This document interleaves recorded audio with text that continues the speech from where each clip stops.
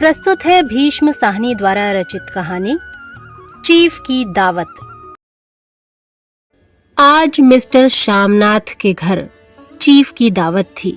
श्यामनाथ और उनकी धर्मपत्नी को पसीना पोंछने की फुर्सत न थी।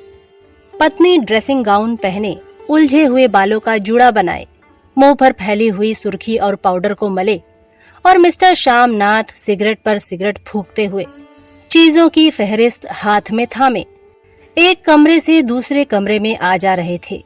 आखिर 5 बजते बजते तैयारी मुकम्मल होने लगी। कुर्सियां, मेज, तिपाइयां, नैपकिन, फूल सब बरामदे में पहुंच गए। ड्रिंक का इंतजाम बैठक में कर दिया गया। अब घर का फालतू सामान अलमारियों के पीछे और पलंगों के नीचे छिपाया जाने लगा। तभी श्यामनाथ के सामने सहसा एक अड़चन खड़ी हो गई। माँ का क्या होगा? इस बात की ओर ना उनका और ना उनकी कुशल गृहिणी का ध्यान गया था। मिस्टर श्यामनाथ श्रीमती की ओर घूमकर अंग्रेजी में बोले, माँ का क्या होगा? श्रीमती काम करते करते ठहर गई और थोड़ी देर तक सोचने के बाद बोली, इन्हें पिछवाड़े इनकी सहेली के घर भेज दो। रात भर बेशक वहीं रहें, कल आ जाएं। श्यामनाथ सिगरेट मुंह में रखे सिकुड़ी आंखों से श्रीमती के चेहरे की ओर देखते हुए पल भर सोचते रहे। फिर सिर हिलाकर बोले, नहीं, मैं नहीं चाहता कि उस बुढ़िया का आना जाना यहाँ फिर से शुरू हो। पहले ही बड़ी मुश्किल से बंद किया था। माँ से कहें कि जल्दी ही खाना खा के शाम को ही अपनी कोठरी में चली जाएं। मेहमान कहीं 8 बजे आएंगे, इससे पहले ही अपने काम से निपट लें। सुझाव ठीक था, दोनों को पसंद आया। मगर फिर सहसा श्रीमती बोल उठी, जो वह सो गईं और नींद में खर्राटे लेने लगी तो साथ ही तो बरामदा है जहां लोग खाना खाएंगे। तो इन्हें कह देंगे कि अंदर से दरवाजा बंद कर लें, मैं बाहर से ताला लगा दूंगा। या माँ को कह देता हूँ कि अंदर जाकर सोए नहीं, बैठी रहें। और क्या? और जो सो गई तो डिनर का क्या मालूम कब तक चले? 11 बजे तक तो तुम ड्रिंक ही किया करते हो। श्यामनाथ कुछ खींच उठे, हाथ झटकते हुए बोले, अच्छी भली यह भाई के पास जा रही थी, तुमने यूं ही खुद अच्छा बनने के लिए बीच में टांग अड़ा दी। वाह, तुम माँ और बेटे की बातों में मैं क्यों बुरी बनो? तुम जानो और वह जाने। मिस्टर श्यामनाथ चुप रहे। यह मौका बहस का न था, समस्या का हल ढूंढने का था। उन्होंने घूमकर माँ की कोठरी की ओर देखा। कोठरी का दरवाजा बरामदे में खुलता था। बरामदे की ओर देखते हुए झट से बोले, मैंने सोच लिया है। और उन्हीं कदमों से माँ की कोठरी के बाहर जा खड़े हुए। माँ दीवार के साथ एक चौकी पर बैठी, दुपट्टे में मुंह सिर लपेटे माला जप रही थी। सुबह से तैयारी होती देखते हुए माँ का भी दिल धड़क रहा था। बेटे के दफ्तर का बड़ा साहब घर पर आ रहा है, सारा काम सुबीते से चल जाए। माँ, आज तुम खाना जल्दी खा लेना, मेहमान लोग 7:30 बजे आ जाएंगे।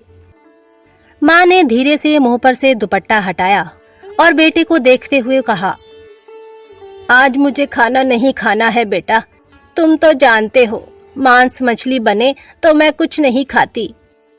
जैसे भी हो, अपने काम से जल्दी निपट लेना। अच्छा बेटा। और माँ, हम लोग पहले बैठक में बैठेंगे, उतनी देर तुम यहाँ बरामदे में बैठना। फिर जब हम यहाँ आ जाएं तो तुम गुसलखाने के रास्ते बैठक में चली जाना। माँ अवाक बेटे का चेहरा देखने लगी, फिर धीरे से बोली, अच्छा बेटा। और माँ, आज जल्दी सो नहीं जाना, तुम्हारे खर्राटों की आवाज दूर तक जाती है। माँ लज्जित सी आवाज में बोली, क्या करूं बेटा, मेरे बस की बात नहीं है। जब से बीमारी से उठी हूं, नाक से सांस नहीं ले सकती। मिस्टर श्यामनाथ ने इंतजाम तो कर दिया, फिर भी उनकी उधेड़बुन खत्म नहीं हुई। जो चीफ अचानक इधर आ निकला तो 8-10 मेहमान होंगे, देसी अफसर, उनकी स्त्रियां होंगी, कोई भी गुसलखाने की तरफ जा सकता है। क्षोभ और क्रोध से वह झुंझलाने लगे। एक कुर्सी को उठाकर बरामदे में कोठरी के बाहर रखते हुए बोले, आओ माँ, इस पर जरा बैठो तो। माँ माला संभालती, पल्ला ठीक करती उठी और धीरे से कुर्सी पर आकर बैठ गई। यो नहीं माँ, टांगे ऊपर चढ़ाकर नहीं बैठते, यह खाट नहीं है। माँ ने टांगे नीचे उतार ली। और खुदा के वास्ते नंगे पांव नहीं घूमना, ना ही वह खड़ाऊ पहनकर सामने आना। किसी दिन तुम्हारी यह खड़ाऊ उठाकर मैं बाहर फेंक दूंगा। माँ चुप रही। कपड़े कौन से पहनोगी माँ? जो है वही पहनूंगी बेटा, जो कहो पहन लूं। मिस्टर श्यामनाथ सिगरेट मुंह में रखे फिर अधकुली आंखों से माँ की ओर देखने लगे और माँ के कपड़ों की सोचने लगे। श्यामनाथ हर बात में तरतीब चाहते थे। घर का सब संचालन उनके अपने हाथ में था। खूंटियां कमरों में कहाँ लगाई जाए, बिस्तर कहाँ पर बिछे, किस रंग के पर्दे लगाए जाएं, श्रीमती कौन सी साड़ी पहने, मेज किस साइज की हो। श्यामनाथ को चिंता थी कि अगर चीफ का साक्षात माँ से हो गया तो कहीं लज्जित नहीं होना पड़े। माँ को सिर से पांव तक देखते हुए बोले, तुम सफेद कमीज और सफेद सलवार पहन लो माँ, पहन के आओ तो जरा देखूं। माँ धीरे से उठी और अपनी कोठरी में कपड़े पहनने चली गई। यह माँ का झमेला ही रहेगा। उन्होंने फिर अंग्रेजी में अपनी स्त्री से कहा, कोई ढंग की बात हो तो भी कोई कहे, अगर कहीं कोई उल्टी सीधी बात हो गई, चीफ को बुरा लगा तो सारा मजा जाता रहेगा। माँ सफेद कमीज और सफेद सलवार पहनकर बाहर निकली। छोटा सा कद, सफेद कपड़ों में लिपटा छोटा सा सूखा हुआ शरीर, धुंधली आंखें, केवल सिर के आधे झड़े हुए बाल पल्ले की ओट में छिप पाए थे। पहले से कुछ ही कम कुरूप नजर आ रही थीं। चलो ठीक है, कोई चूड़ियां वूड़ियां हो तो वह भी पहन लो, कोई हर्ज नहीं। चूड़ियां कहाँ से लाऊं बेटा, तुम तो जानते हो सब जेवर तुम्हारी पढ़ाई में बिक गए। यह वाक्य श्यामनाथ को तीर की तरह लगा। तिनक कर बोले, यह कौन सा राग छेड़ दिया माँ, सीधे कह दो नहीं है जेवर, बस। इससे पढ़ाई वढ़ाई का क्या ताल्लुक है? जो जेवर बिका तो कुछ बनकर ही आया हूं, नीरा लंडूरा तो नहीं लौट आया। जितना दिया था उससे दुगना ले लेना। मेरी जीभ जल जाए बेटा, तुमसे जेवर लूंगी, मेरे मुंह से यूं ही निकल गया, जो होते तो लाख बार पहनती। 5:30 बज चुके थे। अभी मिस्टर श्यामनाथ को खुद भी नहा धोकर तैयार होना था। श्रीमती कब की अपने कमरे में जा चुकी थीं। श्यामनाथ जाते हुए एक बार फिर माँ को हिदायत करते गए, माँ, रोज की तरह गुमसुम बनके नहीं बैठी रहना। अगर साहब इधर आ निकलें और कोई बात पूछें तो ठीक तरह से बात का जवाब देना। मैं ना पढ़ी ना लिखी बेटा, मैं क्या बात करूंगी। तुम कह देना माँ अनपढ़ है, कुछ जानती समझती नहीं, वह नहीं पूछेगा। 7 बजते बजते माँ का दिल धक धक करने लगा। अगर चीफ सामने आ गया और उसने कुछ पूछा तो वह क्या जवाब देंगी। अंग्रेज को दूर से ही देखकर घबरा उठती थी। यह तो अमरीकी है, ना मालूम क्या पूछे, मैं क्या कहूंगी।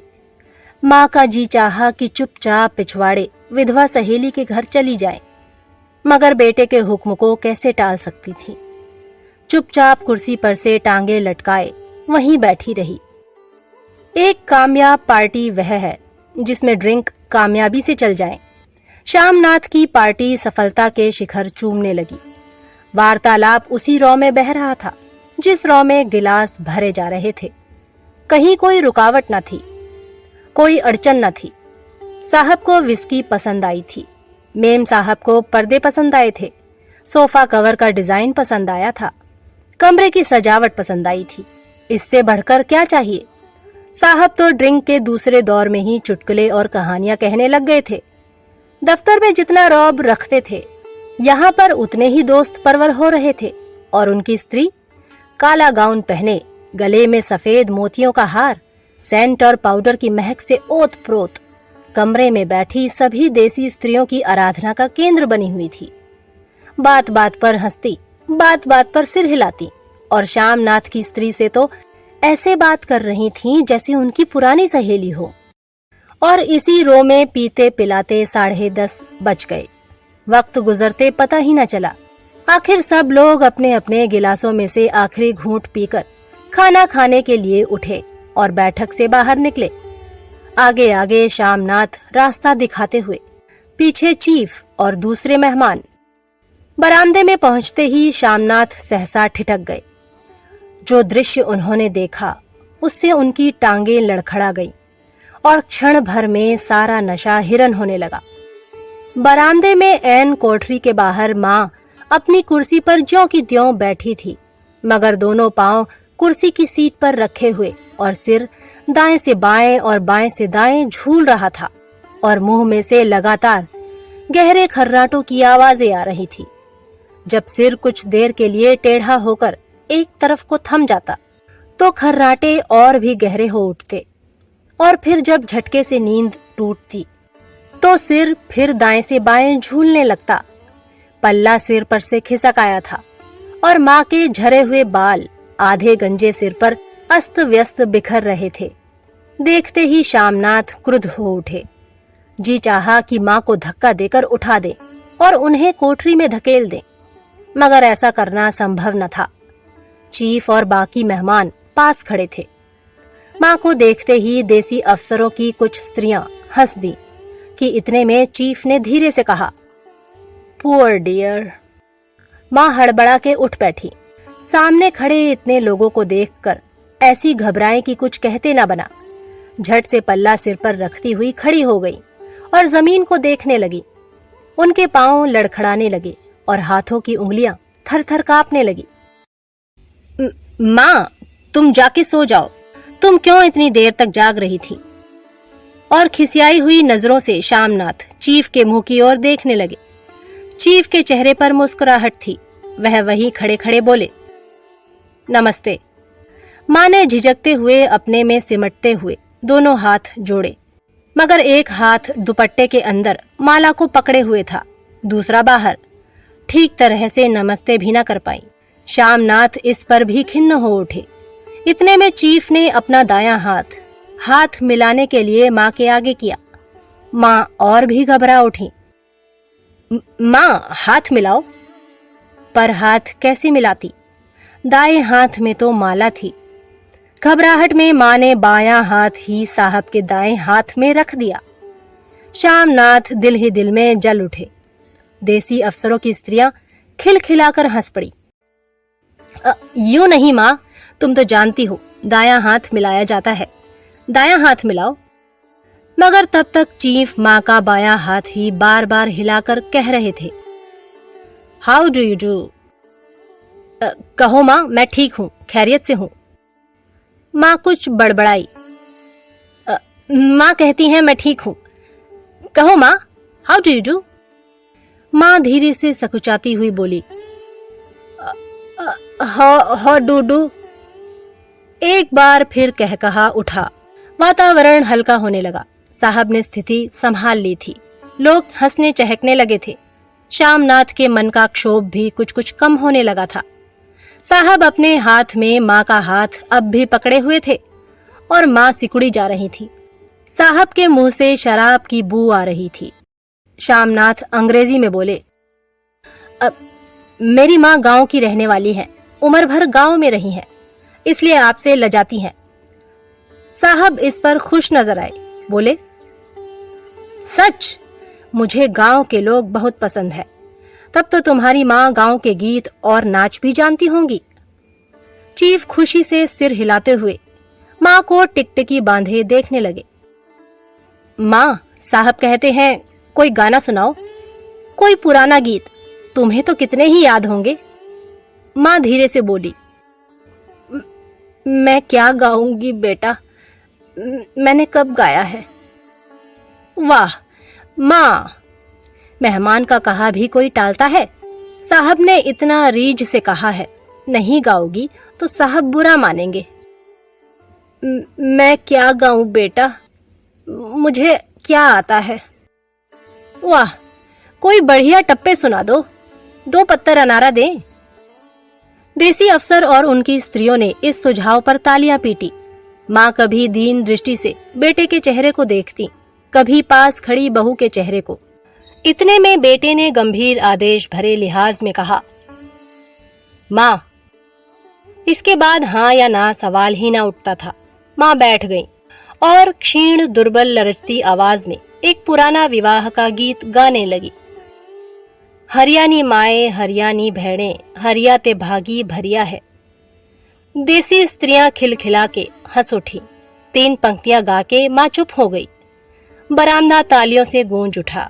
साहब तालियां पीटना बंद ही ना करते थे। श्यामनाथ की खींच प्रसन्नता और गर्व में बदल उठी थी। माँ ने पार्टी में नया रंग भर दिया था।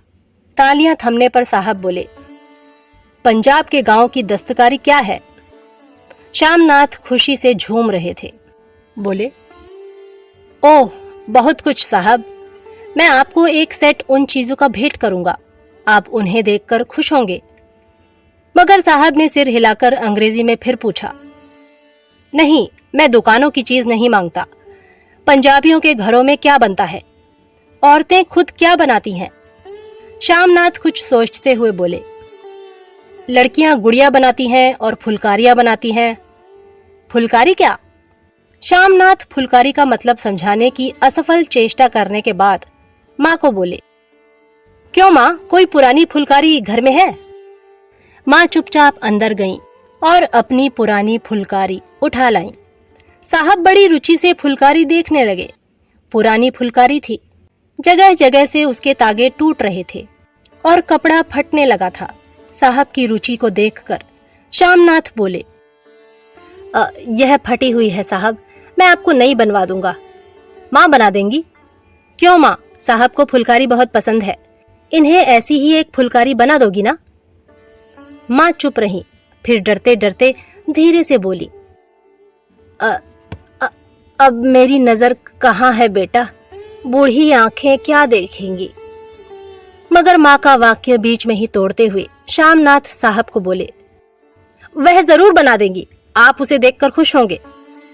साहब ने सिर हिलाया, धन्यवाद किया और हल्के हल्के झूमते हुए खाने की मेज की ओर बढ़ गए। बाकी मेहमान भी उनके पीछे पीछे हो लिए। जब मेहमान बैठ गए और माँ पर से सबकी आंखें हट गईं, तो माँ धीरे से कुर्सी पर से उठी और सबसे नजरें बचाती हुई अपनी कोठरी में चली गई। मगर कोठरी में बैठने की देर थी कि आंखों में छल छल आंसू बहने लगे। वह दुपट्टे से बार बार उन्हें पोंछती, पर वह बार बार उमड़ आते, जैसे बरसों का बांध तोड़कर उमड़ आए हों।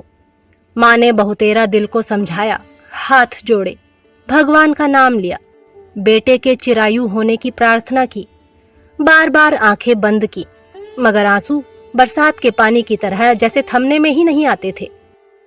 आधी रात का वक्त होगा। मेहमान खाना खाकर एक एक करके जा चुके थे।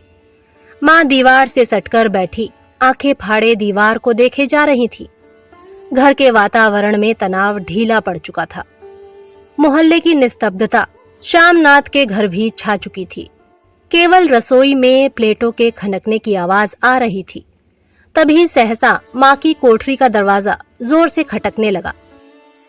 माँ, दरवाजा खोलो। माँ का दिल बैठ गया, हड़बड़ाकर उठ बैठी। क्या मुझसे फिर कोई भूल हो गई? माँ कितनी देर से अपने आप को कोस रही थी कि क्यों उन्हें नींद आ गई, क्यों वह ऊँघने लगी। क्या बेटे ने अभी तक क्षमा नहीं किया? माँ उठी और कांपते हाथों से दरवाजा खोल दिया। दरवाजा खुलते ही श्यामनाथ झूमते हुए आगे बढ़ाए और माँ को आलिंगन में भर लिया। ओ अम्मी, तुमने तो आज रंग ला दिया। साहब तुमसे इतना खुश हुआ कि क्या कहूँ। ओ अम्मी अम्मी। माँ की छोटी सी काया सिमटकर बेटे के आलिंगन में छिप गई। माँ की आंखों में फिर आंसू आ गए। उन्हें पोंछती हुई धीरे से बोली, बेटा, तुम मुझे हरिद्वार भेज दो, मैं कब से कह रही हूँ। श्यामनाथ का झूमना सहसा बंद हो गया और उनकी पेशानी पर फिर तनाव के बल पड़ने लगे। उनकी बाहें माँ के शरीर पर से हटाई। क्या कहा माँ? यह कौन सा राग तुमने फिर छेड़ दिया? श्यामनाथ का क्रोध बढ़ने लगा था। बोलते गए, तुम मुझे बदनाम करना चाहती हो ताकि दुनिया कहे कि बेटा माँ को अपने पास नहीं रख सकता। नहीं बेटा, अब तुम अपनी बहू के साथ जैसा मन चाहे रहो। मैंने अपना खा पहन लिया, अब यहाँ क्या करूँगी? जो थोड़े दिन जिंदगानी के बाकी हैं, भगवान का नाम लूंगी। तुम मुझे हरिद्वार भेज दो। तुम चली जाओगी तो फुलकारी कौन बनाएगा? साहब से तुम्हारे सामने ही फुलकारी देने का इकरार किया है। मेरी आंखें अब नहीं है बेटा जो फुलकारी बना सकूं। तुम कहीं और से बनवा लो, बनी बनाई ले लो। माँ, तुम मुझे धोखा देके यूं चली जाओगी, मेरा बनता काम बिगाड़ोगी। जानती नहीं, साहब खुश होगा तो मुझे तरक्की मिलेगी। माँ चुप हो गई, फिर बेटे की मुंह की ओर देखती हुई बोली, क्या तेरी तरक्की होगी? क्या साहब तेरी तरक्की कर देगा? क्या उसने कुछ कहा है? कहा नहीं, मगर देखती नहीं कितना खुश गया था। कहता था जब तेरी माँ फुलकारी बनाना शुरू करेंगी तो मैं देखने आऊंगा कि कैसे बनाती हैं। जो साहब खुश हो गया तो मुझे इससे बड़ी नौकरी भी मिल सकती है, मैं बड़ा अफसर बन सकता हूँ। माँ के चेहरे का रंग बदलने लगा, धीरे धीरे उनका झुर्रियों भरा मुंह खिलने लगा, आंखों में हल्की हल्की चमक आने लगी। तो तेरी तरक्की होगी बेटा, तरक्की यूं ही हो जाएगी। साहब को खुश रखूंगा तो कुछ करेगा, वरना उसकी खिदमत करने वाले और थोड़े हैं। तो मैं बना दूंगी बेटा, जैसा बन पड़ेगा बना दूंगी। और माँ दिल ही दिल में फिर बेटे के उज्जवल भविष्य की कामनाएं करने लगी।